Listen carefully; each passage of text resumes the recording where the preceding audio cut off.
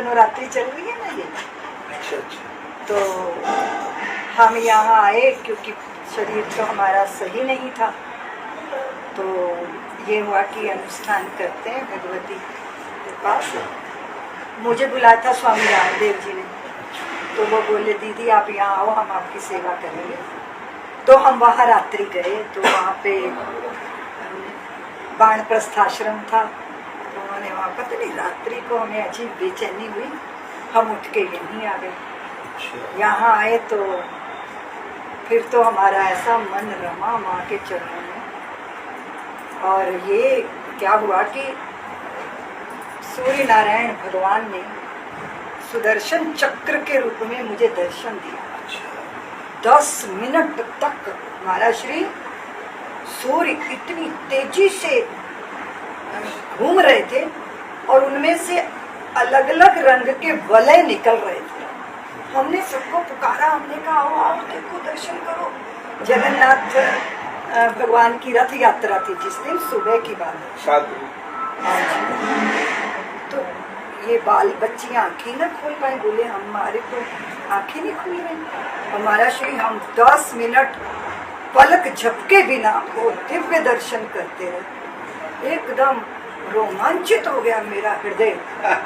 तो आप सोचिए कि जिस दिन हम तो बहुत औषधियाँ ले रहे थे, हमारी सर्जरी हुई, बिस्तर पे पड़े थे, दवाइयाँ खा रहे थे। तो पहले ये प्रारंभ हुआ निर्जला एकादशी से। हमने बिना योजना के निर्जला एकादशी कर ली, तो 40 घंटे जल नहीं पिया। उसके साथ ही हमारी सारी औषधियाँ छूट गई। उस 40 घंटे के निर्जल उपवास में वो जो पोटलियाँ थी ना साथ में, वो सब छूट गई। वहाँ से ये प्रारंभ हुआ। फिर हम इधर आए, स्वामी जी ने बुलाया, फिर हम भगवती के तट पे आ गए, यहाँ ब्राह्मण अनुष्ठान करने लगे।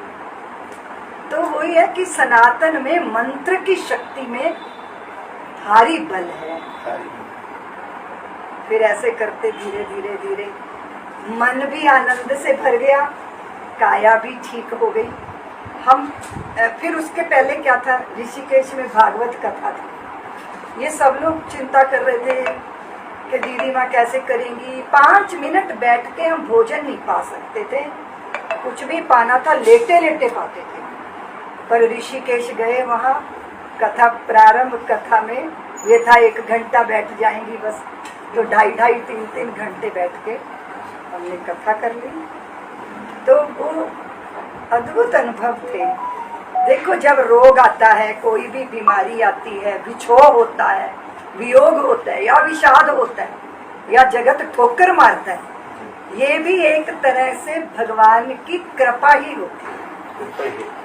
वो कृपा होती है कि रुको, ठहरो और देखो कि क्या हो रहा है। इसलिए ऐसा नहीं होता कि हमें सब अनुकूलताएं मिले तो ठाकुर की कृपा है। वो जब थप्पड़ मारते हैं ना, वो भी उनकी कृपा। जब हम टकराते हैं ना ठोकर खा के, तो वो जिससे ठोकर लगी है उसकी कृपा है कि ठोकर लगने से पहले तो हम बेहोश थे, जैसे ही ठोकर लगी हम होश में आ गए। तो उस पत्थर की भी कृपा है कि उसने हमें होश दे दिया। तो ऐसे ही हमारी काया का रोग, वो सब मिलकर प्रभु की कृपा है महाराज जी। अनुभव ऐसे ऐसे हुए कि क्या चर्चा करें उसकी। इसमें भी आनंद आ गया आपको, है ना? इसमें भी आनंद।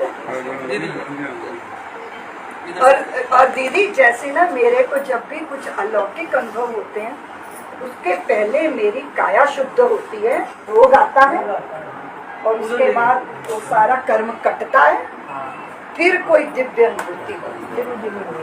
फिर मतलब कोई दिव्य अनुभूति होती है। और ये हम 2014 से देख रहे हैं।